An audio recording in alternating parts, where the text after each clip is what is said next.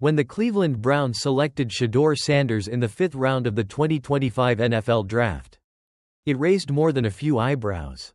Pre-draft questions about Sanders' ability and character had caused him to plummet much further than anyone expected. But now, just a month after the draft, the Browns are likely feeling pretty good about that decision.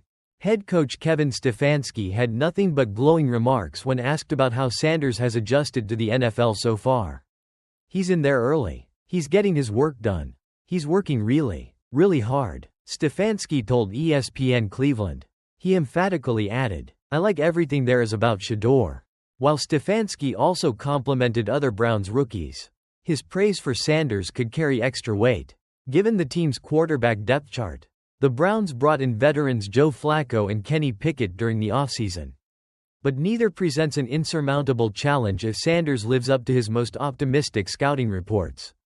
At 40, Flacco is clearly at the tail end of his career. And Pickett, despite being a former first-round pick, hasn't yet lived up to those expectations. The biggest barrier to Sanders securing a starting role might actually come from within his own rookie class, Dillon Gabriel, whom the Browns selected in the 3rd round. Both their performances will undoubtedly be under intense scrutiny during training camp and the preseason.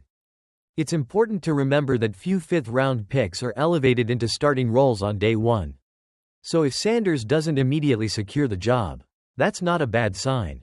However, these early returns are sounding incredibly promising.